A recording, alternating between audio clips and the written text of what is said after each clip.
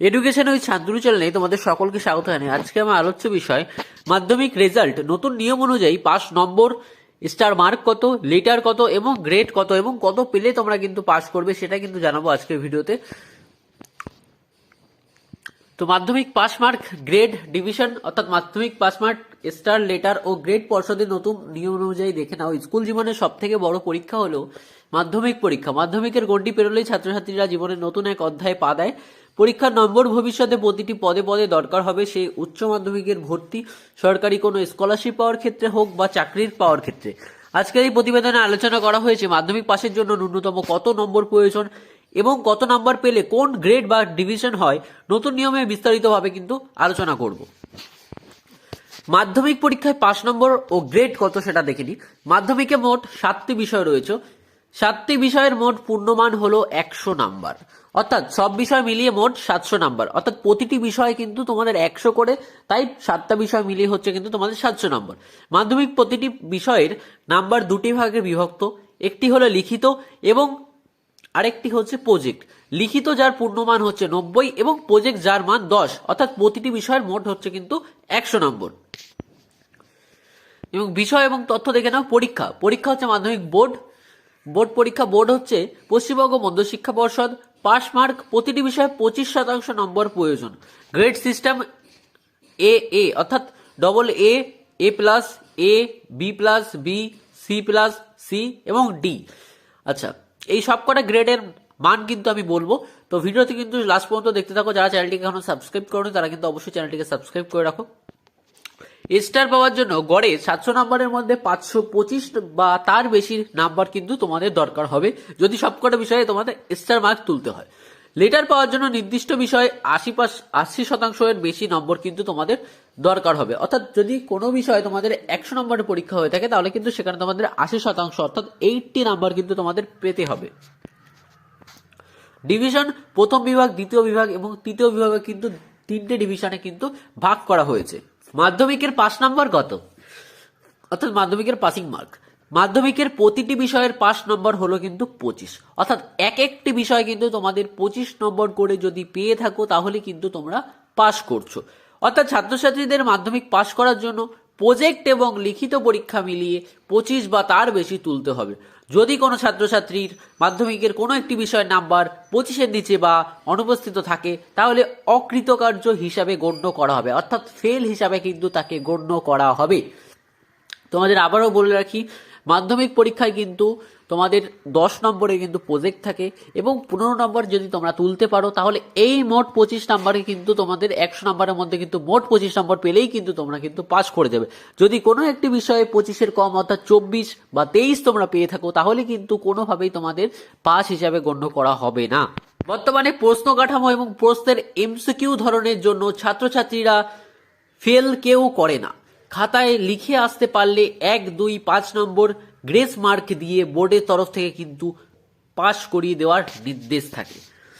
মাধ্যমিক গ্রেসিং সিস্টেম, মাধ্যমিকে কত নম্বরে কোন গ্রেড বা কি ডিভিশন সেটা দেখে নাও। নতুন সিলেবাস, নতুন নিয়মের সম্পূর্ণ রেজাল্ট গ্রেড হিসাবে হয়ে থাকে। এবার নিম্নলিখিত তালিকার মধ্যে দেখে নেওয়া যাক ছাত্রছাত্রীরা মাধ্যমিকে কত নম্বর পেলে কোন গ্রেড পাবে। দেখতে পাচ্ছ প্রাপ্ত নম্বর, গ্রেড এবং পারফরমেন্স। তোমাদের কিন্তু আগেই বলেছি যে double A plus, A B plus, B C plus, C এবং ডি এর অর্থ কি তোমাদের কিন্তু বলবো। তো দেখো 90 থেকে 100-র মধ্যে পেলে কিন্তু তোমাদের আউটস্ট্যান্ডিং অর্থাৎ অসামান্য, এর জন্য কিন্তু ডবল এ।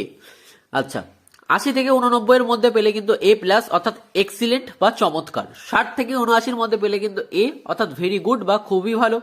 45 থেকে 59-এর মধ্যে পেলে কিন্তু বি প্লাস অর্থাৎ গুড বা ভালো। 35 থেকে 44-এর মধ্যে পেলে কিন্তু বি বা স্যাটিসফ্যাক্টরি অর্থাৎ সন্তোষজনক। 25 থেকে 34-এর মধ্যে পেলে কিন্তু মার্জিনাল অর্থাৎ প্রান্তিক। 25-এর কম অর্থাৎ ডি পেলে কিন্তু ডিসকোয়ালিফাইড অর্থাৎ অযোগ্য হিসাবে কিন্তু গণ্য করা হবে। এবার আসা যাক বিষয়ভিত্তিক গ্রেডে। উপরের তালিকা স্কেল হিসাবে প্রতিটি বিষয়ের প্রজেক্ট এবং লিখিত পরীক্ষার নম্বর কিন্তু যোগ করে 100-এর মধ্যে সেই বিষয়ের গ্রেড দেওয়া হয়। অর্থাৎ কেউ যদি অঙ্কে লিখিত 90-এর মধ্যে 75 পায় এবং প্রজেক্টে 10-এর মধ্যে যদি 10, তাহলে অঙ্ক বিষয়ের তার নাম্বার হলো 85, সেক্ষেত্রে তার গ্রেড হবে কিন্তু এ প্লাস। শুধুমাত্র কিন্তু লিখিত পরীক্ষার উপরে কিন্তু গ্রেড হবে না, তোমাদের লিখিত এবং প্রজেক্ট দুটো মিলিয়ে কিন্তু তার উপরে তোমাদের গ্রেড হবে। সামগ্রিক গ্রেড অর্থাৎ ওভারঅল গ্রেড।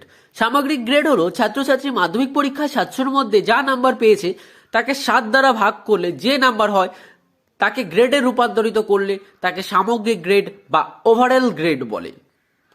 উদাহরণ হিসেবে তোমাদের বলা হয় কোনো পরীক্ষার্থী যদি মাধ্যমিক পরীক্ষা 700-র মধ্যে 560 পায় তাহলে 560কে 7 দিয়ে ভাগ করলে হয় 80, অর্থাৎ তার সামগ্রিক গ্রেড হচ্ছে A প্লাস, অর্থাৎ ওভারঅল গ্রেড A প্লাস। একইভাবে কোনো পরীক্ষার্থী যদি মাধ্যমিকে 627 পায় তাহলে তার গ্রেড হবে ডবল A। এবার জেনে নেওয়া যাক স্টার মার্ক এবং লেটার মার্ক কততে নতুন নিয়ম অনুযায়ী। স্টার মার্ক পাওয়ার জন্য 75% বেশি নম্বর পেতে হবে। মোট 700 নম্বরের মধ্যে 525 বা তার বেশি নম্বর কিন্তু প্রয়োজন। স্টার পাওয়ার জন্য কি প্রত্যক্ষ বিষয় 75% দরকার?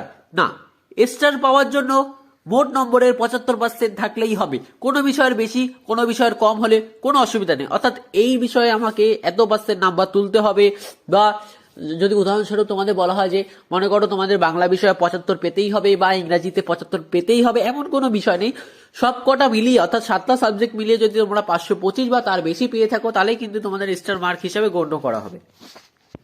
এরপরে আসা যাক লেটার মার্কস। লেটার মার্ক পাওয়ার জন্য নির্দিষ্ট কোনো বিষয়ে 80% বেশি নম্বর থাকতে হবে। কোনো ছাত্র যদি অঙ্কতে 85 এবং ইংরাজিতে 90 পেয়ে থাকে এবং বাকি বিষয়গুলিতে 80 নম্বরের নিচে থাকে, সেই দুটিতে লেটার পেয়েছে ধরা হবে। অর্থাৎ কোনো বিষয় যদি তোমরা 85 বা 90 পেয়ে থাকো বা 80 পেয়ে থাকো বা 81 পেয়ে থাকো তাহলে কিন্তু তোমরা যে বিষয় এগুলো পাবে, অর্থাৎ 80 প্লাস তোমাদের যে বিষয় হবে সেইগুলোকে কিন্তু তোমাদের লেটার মার্ক হিসেবে ধরা হবে। কোনো পরীক্ষার্থী যদি 7টি লেটার পেয়ে থাকে সেটিকে গোল্ডেন লেটার বলে মনে করা হয়, মানে সে প্রতিটি বিষয়ে লেটার পেয়েছে, যদিও এগুলিকে মার্কশিটে কোনো উল্লেখ থাকে না। এবার জেনে নেব মাধ্যমিক ফার্স্ট, সেকেন্ড এবং থার্ড ডিভিশন। মাধ্যমিকে ডিভিশন কিভাবে নির্ধারিত হয়। মাধ্যমিকে পর্ষদের পুরাতন সিলেবাসে এই ডিভিশনগুলো নিয়মে রেজাল্ট প্রকাশ করা হতো। নতুন সিলেবাসে এটির কোনো অস্বস্তি নেই, তবুও আজ গ্রামগঞ্জে শহর ও রেজাল্ট জানার জন্য সচরাচর এটি ব্যবহার করা হয়। আচ্ছা দেখো তোমাদের বিভাগ করে দেখিয়ে দিচ্ছি। বিভাগ আছে বাদিকে, তারপর আছে শতাংশের প্রয়োজন এবং মোট নম্বরের প্রয়োজন। প্রথম বিভাগ অর্থাৎ ফার্স্ট ডিভিশন যদি পেতে চাও তোমাদের 60% নম্বর বা তার বেশি, কমপক্ষে 420 পেতে হবে। দ্বিতীয় বিভাগ 45% থেকে কিন্তু 59%, অর্থাৎ 315 থেকে কিন্তু 419। এবং তৃতীয় বিভাগ অর্থাৎ থার্ড ডিভিশন যদি তোমরা পাও কেউ তাহলে 25% থেকে 44%, অর্থাৎ 175 থেকে 314-র মধ্যে পেলে কিন্তু তোমাদের তৃতীয় ডিভিশন। তো তোমাদের এর সাথে আরেকটা কথা বলে রাখি, যদি তোমরা কেউ মাধ্যমিক পরীক্ষায় 420 এবং বা তার বেশি পেয়ে থাকো তাহলে কিন্তু তোমরা আবেদন করতে পারবে স্বামী বিবেকানন্দ মেরিট কাম স্কলারশিপের জন্য আবেদন করতে পারবে তোমরা। অনেক ছাত্রছাত্রী একটি অপশনাল সাবজেক্ট নেয় যার আলাদা মূল্যায়ন হয়, কিন্তু মূল 7টি বিষয়ের নম্বর 700-এর মধ্যে ডিভিশন ও গ্রেড নির্ধারিত হয়। তো এই ছিল আজকে ভিডিওটি, যেখানে আমরা আজকে আলোচনা করলাম মাধ্যমিকের নতুন নিয়ম অনুযায়ী রেজাল্ট, পাস মার্ক নম্বর, স্টার কততে, লেটার কততে এবং গ্রেড কততে, এবং কত নম্বর পেলে তোমরা পাস করছো এবং কত নাম্বার পেলে তোমরা ফেল করছো, এবং তোমরা কিভাবে স্বামী বিবেকানন্দ স্কলারশিপের জন্য কত নাম্বার হলে তোমরা আবেদন করতে পারবে, সবই কিন্তু জানালাম আজকের ভিডিওতে। ভিডিওটি তোমাদের কেমন লাগলো তা কিন্তু অবশ্যই জানাবে। চ্যানেল নতুন হলে চ্যানেলটিকে অবশ্যই সাবস্ক্রাইব করে দেবে, বন্ধুদের মাঝে বেশি বেশি করে শেয়ার করে দেবে।